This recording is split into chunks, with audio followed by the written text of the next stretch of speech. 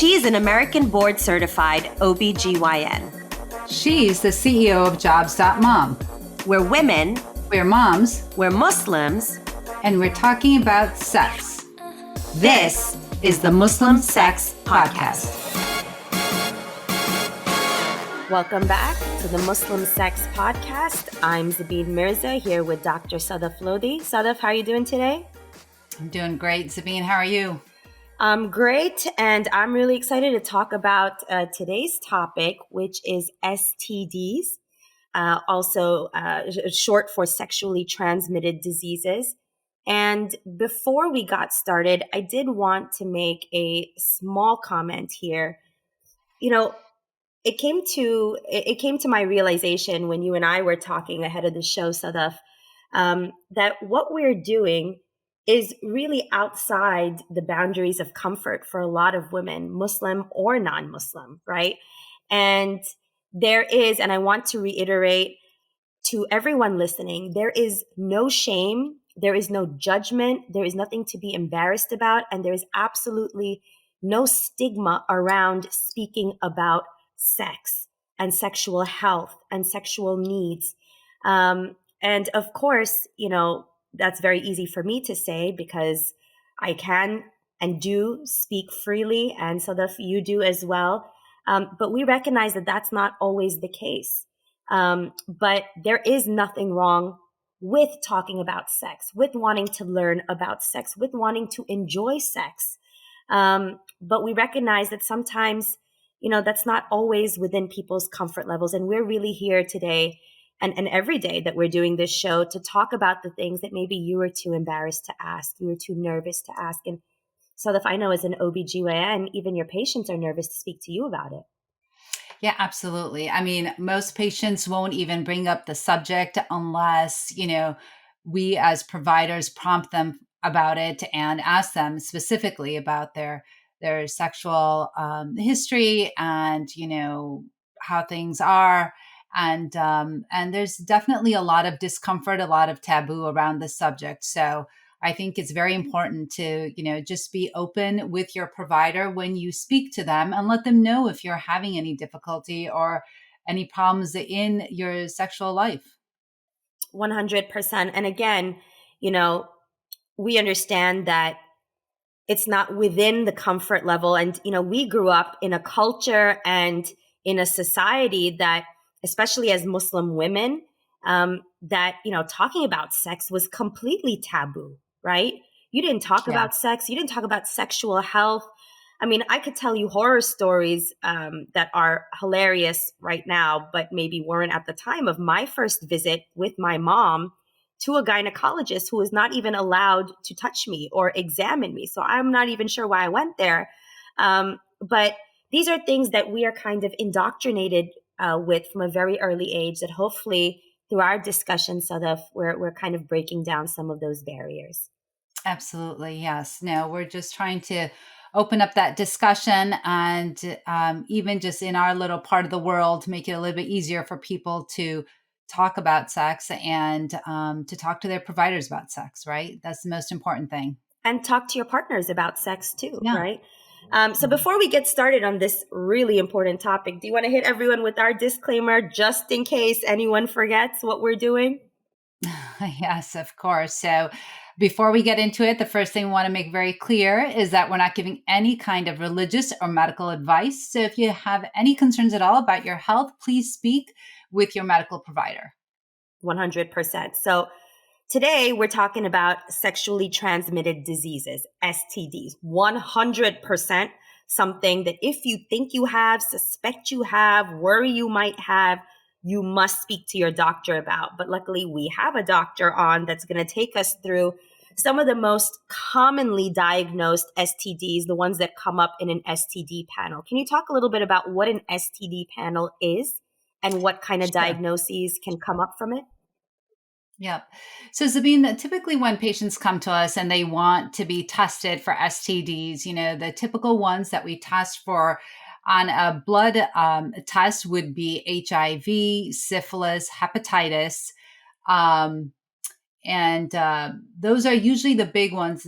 I'm just trying to think. Let's see, HIV, syphilis. Chlamydia. Hepatitis, right? But the chlamydia, the gonorrhea, those and herpes, that's a blood test as well. So the chlamydia, the gonorrhea, those are actually you can do those via urine, or we usually do like a culture, a cervical culture. So it's not actually a blood test. But yeah, so when people come in, the blood test is like we said, the herpes, the HIV, the syphilis, and the hepatitis, and the cultures were the gonorrhea, chlamydia, HPV. So we'll get into all of that, but those are the ones that we usually do a culture for. And when Sadaf is an STD panel typically conducted? It's conducted on sexually active women. It's conducted uh, during pregnancy, if I'm not mistaken. Can you elaborate? Sure, of course. So typically we'll do an STD panel. Really, anyone can go to their provider and request an STD panel. And typically it is done with people that are sexually active. You can start as early as in adolescence, right? So statistics show that most women, the girls, even adolescent girls, will start to have intercourse around the age of 14, some as young as 13. So, you can go to your provider. I think that the problem comes in sometimes when the teenager wants to go to their doctor and be tested, but their parents don't know that they're sexually active. So I think that that's kind of the hesitancy that young girls may have, and so it makes it a little bit easier when you have places where women can go, as minors just to get STD testing. So not little girls, but adolescent girls will go for STD testing. And definitely during pregnancy, we'll always test all of our women for gonorrhea, chlamydia.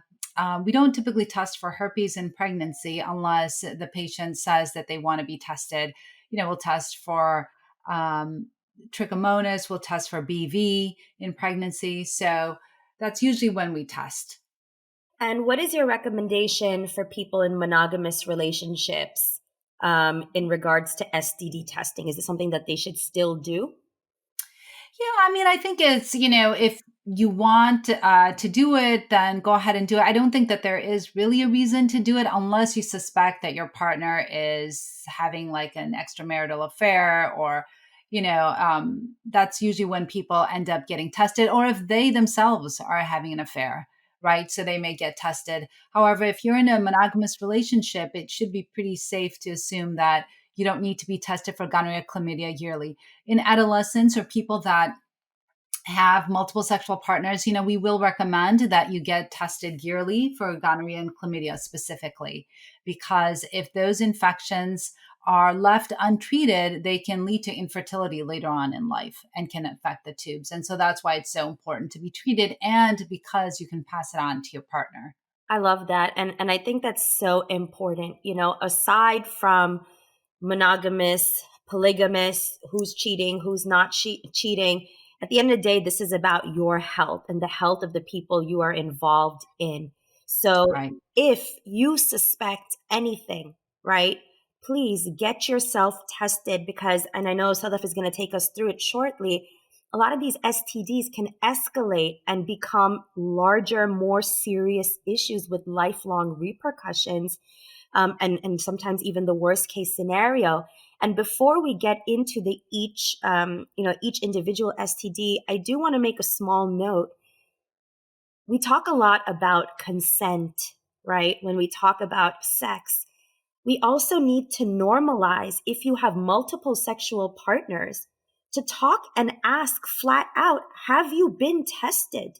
A lot of girls, I mean, a lot of women don't even advocate for themselves in a non-sexual way in a relationship, where they don't speak up when their partner does something they don't like, because girls are afraid that the guy's not going to like them, or this person that they're into is not going to be reciprocating. But this is your health. There is nothing wrong before you get sexually intimate with a partner to say, hey, can we have a very quick, awkward conversation about your sexual health? Have you been tested?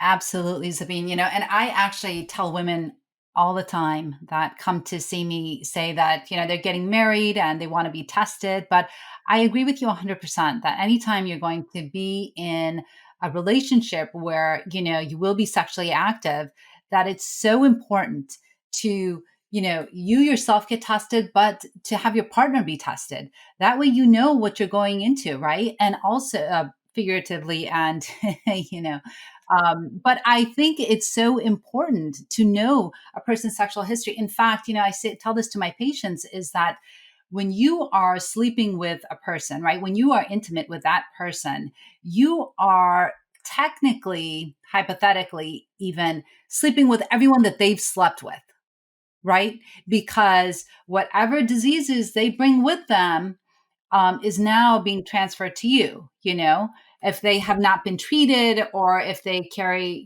a sexually transmitted disease that they, some diseases we don't get rid of, like, for example, hepatitis, herpes, syphilis can stay with you. So, things like that. It's so important for you to be tested as well as your partner. Absolutely. Yeah, 100%. And of course, contraception, we talked about in the last episode. Yeah. Contraception is critical. And, we mentioned in the last episode, for those of you that haven't had a chance to listen, definitely listen to the contraception episode. All contraception does not prevent STDs. Contraceptions prevent pregnancy, right? They prevent Correct. pregnancy. Correct. Right. So the only contraception that works 100% to prevent sexually transmitted diseases are condoms. Okay. The other types of contraception, for example, like we have birth control pills, we have the IUDs, whatever, they will prevent a pregnancy, but they will not prevent a sexually transmitted disease. So to protect yourself against STDs, you have to have your partner wear a condom. And I think, we mentioned this before that lambskin condoms protect from pregnancy, but they do not protect against sexually transmitted disease. So even, the type of condom that you have, that your partner wears is important. And so it's important for them to wear the latex or the plastic, derived condom as opposed to the lambskin one to prevent you from being exposed to any sexually transmitted disease. Right. So consent, talk about sexual history, use appropriate contraception. So now let's talk about the diseases, right? So the first thing I have here on my list to talk about is HPV. Right. So the human papillomavirus is, as we state, is a virus, and it's a virus that a lot of people, sexually active people, will be exposed to it. They say about 80% of both men and women will be exposed to HPV during their lifetime. It's most common for people when they are sexually active with multiple partners. Um, Women in their 20s will typically clear the virus. So, we used to test women we used to do pap smears on women starting at the age of 18. And then now we changed it to the age of 21. And that's because we were picking up HPV and we were doing tests such as colposcopies and leaps and things like that on women that we later found out would just clear the virus on its own. And so that's why we started doing the pap smears later on. And now, there's a whole algorithm that we follow, like, for example, to test for the specific type of HPV and, what strain it is, and without getting into all the technicalities. But basically, we've changed how often we screen women with a pap smear for HPV. The one of the most important things to note is that there is a vaccine out there, right? And before we get into the vaccine, the important thing to know is that there are different strains of the HPV virus. There are some strains that cause genital warts. There are others that cause cervical cancer. The ones that cause the genital warts are HPV type 6 and 11, and the ones that cause cervical cancer are type 16 and 18. And those are the strains that we test for when we're doing a pap smear.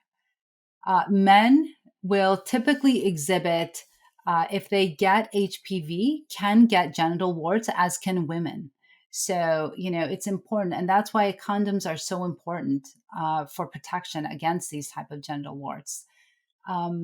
Also, we have the Gardasil vaccine. So there are, different vaccines. There's actually 3 vaccines that we have that protect from the human papillomavirus. And the important thing to note is by getting this vaccine, first and foremost, it's not going to make your kids into like nymphomaniacs, right? It's not going to tell them that they can go ahead and have sex. That's not, I don't think children, I doubt they're even thinking like that. I think that the most important thing about this is that you're preventing them from getting this virus, and it is 90% efficacious. So when children do actually get this vaccine, it protects them from the human papillomavirus, and which is so important. And children as young as 9 and up until the age of 26 can get this vaccine. And that's boys Um, and girls. Boys and girls, yes. And the important thing to note is that if children get it before the age of 15, if they start, so if children get the vaccine series before the age of 15, they only have to get 2 doses. And that's because when they're younger, the immune system is better able to elicit a response to the vaccine. If they start the vaccine series after the age of 15, then they have to get 3 doses of the vaccine. And you can still get it up until the age of 26. So, say, for example, if somebody never got the vaccine when they were younger, they can still get it when they're older, and that's okay. The main point is to protect them against the human papillomavirus. Now, I am, and you are extremely pro vaccine, pro immunization. There has been a raging debate around Gardasil since it first came out, and it continues on to this date, right? And we preface this conversation by saying vaccines work, right? They are efficacious. We hear from you, 99% efficacious, 90%, yeah. 90% efficacious, Mm-hmm. excuse me, against HPV, which, has the potential to become cervical cancer, right? Correct. And so we want to make it very clear here that by giving your children the Gardasil HPV vaccination, you are not making them into nymphomaniacs. You are not encouraging promiscuity. Instead, it is protecting them from, protecting them from the likelihood that they could contract HPV when they later on in their lives become sexually active, become intimate with a spouse, with a partner. And you are protecting them from developing things potentially like cervical cancer, which is a very different diagnosis than HPV. Right. And I think, the important thing is because, this is labeled as a Muslim sex podcast, it's important to understand that, some Muslim parents may feel that, well, my child is not going to have sex before they get married, right? Or so they don't need this vaccine. And the reality is that we don't know what kids are going to do. 1, 2, we don't know that whatever partner they end up with may have had multiple sexual partners, right? So really, in essence, you're protecting your child from getting this virus. And like you were saying, the detrimental effects of this virus, it could be cervical cancer, but it could also be genital warts. And I don't know if anyone has seen genital warts and what they look like, and it's not a pretty sight. So, I think the best thing we can do for our children is to protect them. And this vaccine works very well, and it's been around for quite some time now. So I think it's so important for us to, do our due diligence. We can research this vaccine. However, it does work, and it's important to get our children vaccinated. And again, you said starting from the age of 9, Sadaf, boys and girls can begin to get it. And you can get it until the age of 26. And it is most effective if you get it before the age of 15. Is that right? Right. Because they just won't have to get 3 injections, right? 3 doses. They'll just have to get 2 if they start, when they're 11 or 12. And that's usually when the pediatricians will suggest for, your child to get vaccinated is around that age, between 11 and 12. And it's a series of 2 shots, and then they're done, and then they're protected. Excellent. So speak to your pediatricians. For those of you that have aged out of the pediatrician's office but still fall within the range of Gardasil's target audience, please do consider speaking to your primary care provider, to your OBGYN, um, about getting the Gardasil Mhm. vaccine. And I just want to say one more thing about this, is that if women get HPV and they're in their 20s, it's not a death sentence. And that's important to know. I think that, a lot of times women will get really upset, if they get that diagnosis that they have HPV. They just have to remember that in their 20s, more than likely, they'll clear up the virus on its own, and that it's really a spectrum when it comes to HPV. In the beginning, when people are exposed to the virus, they can just few of their cells can be exposed. And then if that exposure continues and it progresses, then, the end of that spectrum is cervical cancer. But it doesn't go straight from, you have HPV to now you have cervical cancer. That's not how it works. And like I said, most times the body will clear that virus Yeah. on its own. Yeah, that's a very good point. And again, the best protection against HPV and any STD is really practicing safe sex, consent, and open communication, right? Yeah. So let's talk about now. We've covered HPV. Let's talk about herpes. That's another name that gets thrown around a lot. What is Yeah. herpes? So herpes is actually, again, a virus. Herpes, the thing about herpes is that once you have it for life. So your body actually doesn't clear it. I mean, it it can get reactivated if you're under stress, if you're immunocompromised, if you're pregnant. Some women will get lesions right before their period. So unfortunately, herpes never really quite goes away. You can suppress it with medication, and so that you don't get outbreaks. But it's one of those viruses that lays dormant in what we call the dorsal ganglia of your nerves. And so that's why it becomes reactivated when a person is immunocompromised. There's two types of herpes. There's herpes 1 and herpes 2, which they really don't make that distinction anymore because herpes 1 used to be the herpes that we used to get on the lips, right? On the cold sores on the lips. And we used to call that the oral herpes. And then herpes 2 was the genital herpes, which, men could see on their penis, and women could see on their labia or inside the vagina. But now, because of oral sex, herpes 1 can go down to the genitals, herpes 2 can come up to, cold sores. The thing to keep in mind is that once a person is exposed to herpes, they will always have herpes, unfortunately, and like I said, you can suppress it. The most important thing is to look for the signs and symptoms of herpes. People will have like burning, they can have tingling, they can have blisters, they can have scabs. Those blisters can be, fluid filled. So all of those things are signs to look for when a person is exposed to herpes. And the most important thing is to get treated right away, before it spreads. And they can be really painful. When patients come in, it can be very severe. And one of the most important things is if a patient has it, a woman, and she becomes pregnant, then it's important to tell her provider, because if you have an outbreak, if that woman has an outbreak at the time that she goes into labor, she has to have a cesarean section. And that's important to know.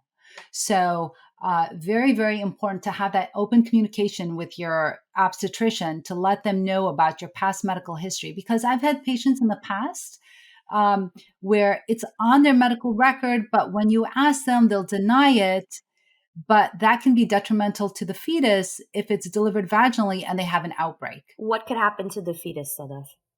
Well, the fetus can have encephalitis. They can have, problems with their brain. They can be hospitalized for a long time. They can then, stay in the NICU after they're born. So it's very, very important that a fetus, and it can even result in death. So it's important that a neonate, if you're pregnant, that you go ahead and let your obstetrician know if you have a history of herpes so that you can be treated. And actually, what obstetricians will do is at 36 weeks, will place the patient on suppressive therapy so they do not have an outbreak at the time that they go into labor. And so that doesn't necessarily just mean that you have had genital herpes, right? If you have had cold sores on your mouth at any point in your life, would that constitute as something you'd need to tell your doctor? No, I mean, you could tell them we're that talking about herpes that affects a baby during pregnancy is specifically related to genital herpes. Right. Okay. So making sure that you let your provider know if you've had a genital herpes outbreak. Okay. Good. So that's the discussion on herpes. Now, if left untreated, right, herpes, as you mentioned, even if you're not pregnant, creates a host of very uncomfortable situations for the person that has it: lesions, blisters. You had mentioned there are measures to prevent and suppress when you've had Yes. an outbreak, right? What do you do? What would a provider typically provide? What is the course of treatment? Sure, sure. So typically the way that herpes is treated is with Valtrex or acyclovir. And depending on if it's a first time occurrence or it's a recurrence, that'll dictate how many days you get treated for, but that's what you need to be placed on right away. And for suppressive therapy, you need to just take one pill, like say it's acyclovir. You need to take one of those pills, or typically Valtrex, and it's like 500 milligrams daily. And so you would take that every single day to suppress a herpetic outbreak. And Yeah. genital herpes is contagious and can be sexually transmitted even when you are not having an outbreak. That's correct. So there are studies that have shown that there is still shedding of the virus, even if you currently do not have an outbreak. So Yeah. if you're not on suppressive therapy, you can still pass along the virus. Right. So that's why it's important that people that do have a history of genital herpes that they go on some type of suppression so they don't pass along the virus to their partner. Yep. And, again, that's why being honest with yourself, being honest with your partner is so extremely important. And of course, we cannot reinforce this enough. Contraception, protection, right, during sex is absolutely of utmost importance, especially during an outbreak. Absolutely. So let's talk about now. We talked about two viruses. We're moving into the bacteria family with our next one, chlamydia, right? This is not Right. viral, this is bacterial. So talk to us a little bit about Exactly. chlamydia. So, chlamydia is a bacteria that a lot of people get exposed to in their late teens, early 20s. Typically, if they have multiple sexual partners, typically chlamydia is accompanied with gonorrhea. And so, if a provider tests somebody for chlamydia, they'll always test for gonorrhea. And those two go hand in hand because they have similar symptoms. They're both caused by bacteria. They both have similar symptoms. For women, they can have like a yellowish greenish discharge. You can also have bleeding from this. And that's because that bacteria will affect the cervix so that when the woman has intercourse, and if the penis hits the cervix, it can cause irritation and cause some bleeding in between menses. The woman can also have abdominal pain from both of these bacteria, and that's because that bacteria can go up into the uterus and affect the fallopian tubes. And it can cause abscesses forming and pus even inside of the abdomen if that bacteria is not treated. We call those tubo-ovarian abscesses that are caused by both gonorrhea and chlamydia.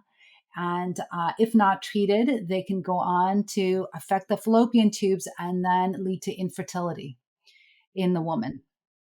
So that's why it's so important to be screened, tested, and also if the patient comes back positive for gonorrhea or chlamydia, it's so important for the partner to also be treated. In fact, in our clinic, when I used to work in a clinic here in New York, we used to, if we had a patient that was positive for gonorrhea or even chlamydia, we would have the patient take the medication in front of us. So we would actually write her a script, and she would go to the pharmacy, come back and take that prescription in front of us, because this is one of those diseases that is reported to the Department of Health, and because you don't want it spreading, right, to other people. So we always want to make sure that that bacteria is treated. And then we write, this is also one of those diseases where you can get a prescription for your partner without the partner even being seen or tested.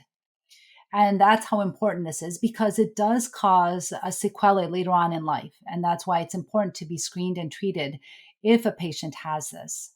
Um, in fact, in pregnancy, if a mom has chlamydia that goes left untreated, it can affect the eyesight of the neonate as it comes out of the vagina. Right. And the neonate you're talking about is the baby, of course, right? Correct. Yes. Now, So, why does, and so this is super interesting, why does chlamydia, gonorrhea trigger a report to the Department of Health where the viral diseases we just talked about do not? yeah, I think because they're so common and because the other diseases actually do not lead to infertility, right? These can lead to infertility, can cause pelvic inflammatory disease, and can wreak havoc inside of the reproductive system for a woman. And so, because of this, it's so important for the woman to be treated, for the man to be treated. Men have different symptoms when they have gonorrhea or chlamydia. They can have, clear or cloudy discharge from the tip of the penis. They can have painful urination. They can even have pain and swelling around their testicles, perhaps burning and itching. So any of those symptoms, should elicit a response in the individual and have them be, tested. And it's so important, if they are positive, that they let their partner know, right? So vice versa. So it's important. And, a lot of times the other partner will think that their partner is cheating on them, and they may be. You don't know. But regardless of, what that may be, it's important that both of them be treated. Yeah, and that becomes a secondary issue after your health, right? At the end of the day, it's about your health and whether you're ready to have children or not, especially in younger women. I'm not thinking about fertility when I'm 18, 19, 20, 21, right? That was a very long way down the road think if I thought about it at all. But you know what? The choices that you make then can and do impact you for the rest of your life, right? And if left Absolutely. untreated, it is not only immensely uncomfortable, painful, miserable, you have then rendered yourself, infertile and potentially a partner if you're a man, right? Um, and one thing that I think is so important, Sadaf, that you mentioned is you have to swallow the pride, swallow the fear, and really have those conversations if you have tested positive with your partner and any previous partners that you suspect you may have contracted it from or have given it to. It's important to have those conversations. Right, right, definitely. And one other thing also is, you talk about this all the time, and we'll talk about this. And I know we have a plan to talk about this in a future episode, but we talk about, self examination a lot, right? Like you talk about, breast health, and, you are a huge advocate for self examining, your breast and checking for lumps. You can do that for your genitals. You can check your vagina. You can check the genitals of your partner. If you see something that just does not look right to you, you can raise a flag to say, hey, do you think that this is something we should get looked at? Because again, this is something we need to normalize. And we need to remember that at the end of the day, it's our health and the health of our partner and our future that can be directly impacted. Absolutely. Absolutely right. And that's why open communication and a healthy relationship with your partner is so important, right? Absolutely. So that brings me to the next STD on our list here, trichomonas. So this is maybe something that we don't hear about a lot, but it's something certainly that is common enough that it's tested for in a standard STD panel. So talk to us a little bit Right. about what that is. Sure. So trichomonas is actually an STI that's caused by a parasite. We test for that by swabbing. So when we swab the cervix for gonorrhea, chlamydia, we'll also do a swab for trichomonas.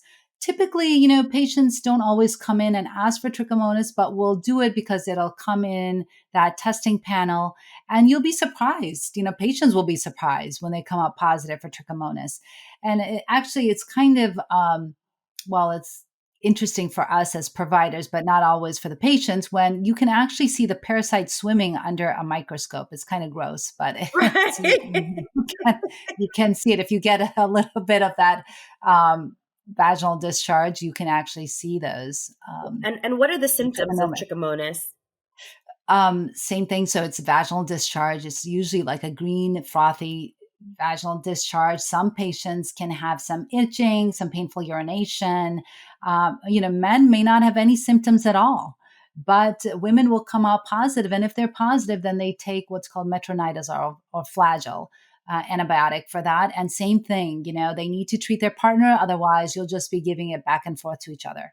Trichomonas is not known to cause infertility like gonorrhea, chlamydia is, but it's so important to be tested and treated. Some reports have indicated that it may cause preterm labor, preterm contractions, but in either case, it's just important that if you have trichomonas, that you be treated. Absolutely. And Yeah. and on that note, it's amazing the mental hoops that some people will do to kind of, because they're unable to unpack some of the conditioning of their society and their culture. On that note, if you have been diagnosed, you should get treated. By not getting treated, you are not somehow erasing this diagnosis, right? It's, oh, if I'm taking the antibiotic, I'm admitting that I have this. Yes, you have this, please go and get treated. But Right. it sounds so obvious, so that as we talk about this, but a lot of Yeah. women just, this is literally the narrative they will build in their mind: complete Right. denial and shame. Right. Absolutely. Absolutely. And you're 100%, Zabeen, when you talk about, it is a taboo, right? It is, and they feel a lot of shame, right? And then at some point they think maybe it's their fault. Maybe their partner wasn't attracted to them, so they went elsewhere, or maybe there's something wrong with them. It always comes back to blaming themselves, right? For someone else's actions. Yeah. And just another reminder: your piety, your religion, your culture, your race, your gender does not afford you any measure of protection from a sexually transmitted disease. You can be Muslim and get gonorrhea.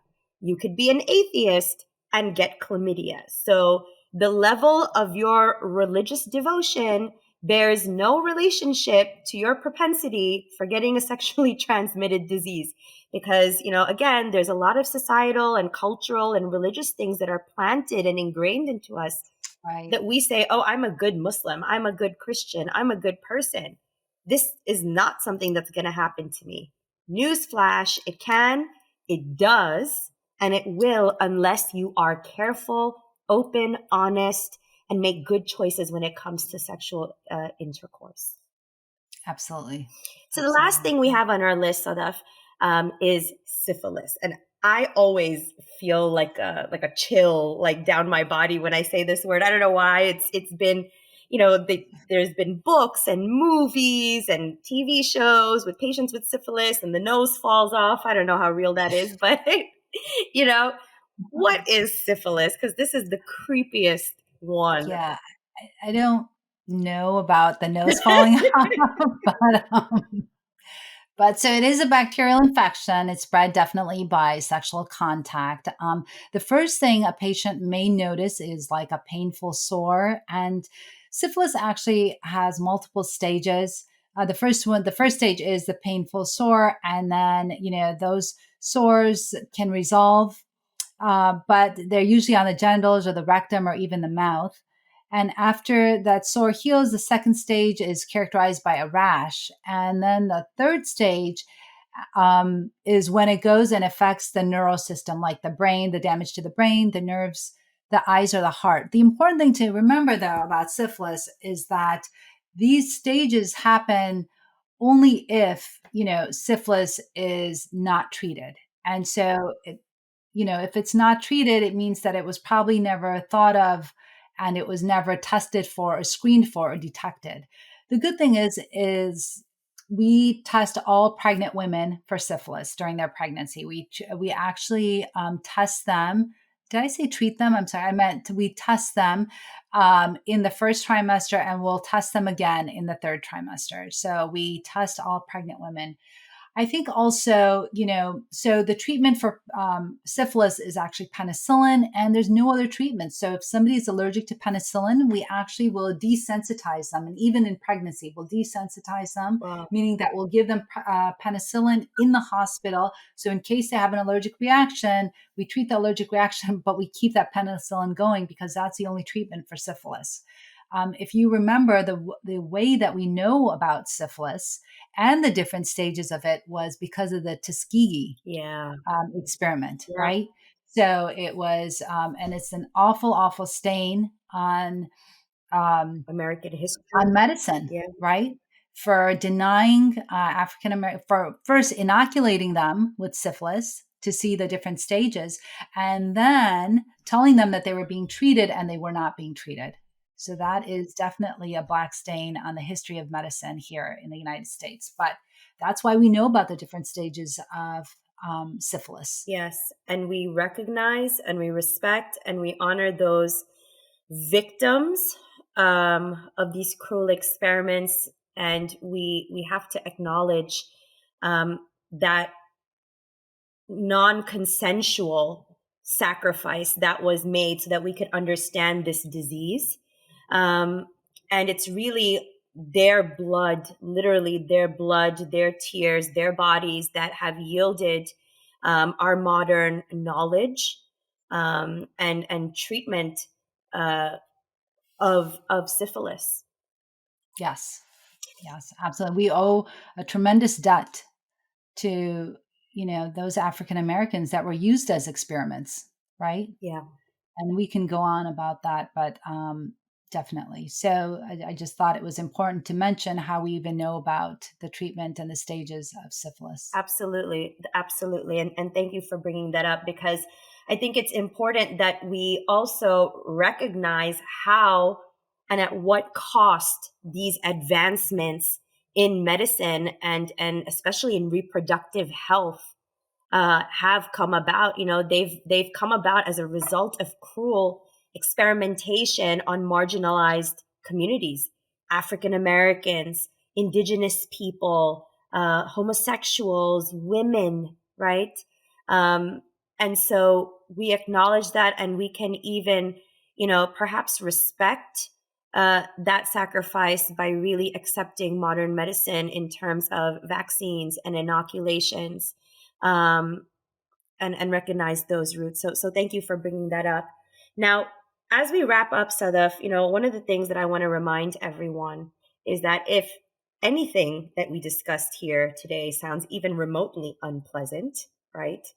Please remember to practice safe sex, to practice consent, to speak openly and honestly and communicate with your partner or partners, right? There's no judgment here. And to please be proactive in taking care of your own sexual health, advocating for your own sexual health, and of course that of your partners. As we mentioned before, taking a look at their genital areas, seeing if there's anything strange or smelling strange or looking strange. And as it pertains, to even younger children, destigmatizing sexual health, because what will happen is they will either be sheltered as we were, right? Not told anything. It was taboo, won't ask questions, won't learn, and go out, make wrong choices, learn the hard way, contract scary diseases, be put in non-consensual sexual situations without any knowledge of how to advocate for themselves.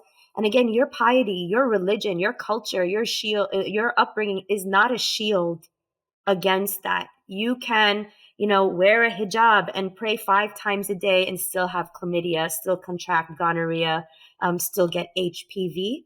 And I think it's really, really important, to remind whoever's listening, there's nothing progressive or liberal or outrageous or controversial about this, even though a lot of people will say that it is. At the end of the day, what is more important than your physical health or that health of your child? Right. Absolutely, Zabeen, 100%. It's important to have that open communication. And I think that, I'm grateful that, I have that with my children. I think it's important for everyone to have, open communication with their children, because if we don't teach them or, speak to them about this, someone else will, Yep, right? that's right. And we don't know what that information will look like. So, with that, and on that note, we're done here today. Dr. Sadaf Lodhi, a reminder that we are not giving you medical advice. We are not giving you religious advice. Please seek out your doctor and or your local religious leader for guidance on anything pertaining to those two. I'm Zabeen Mirza, and this is Dr. Sadaf Lodhi, and this is the Muslim Sex Podcast. Be safe.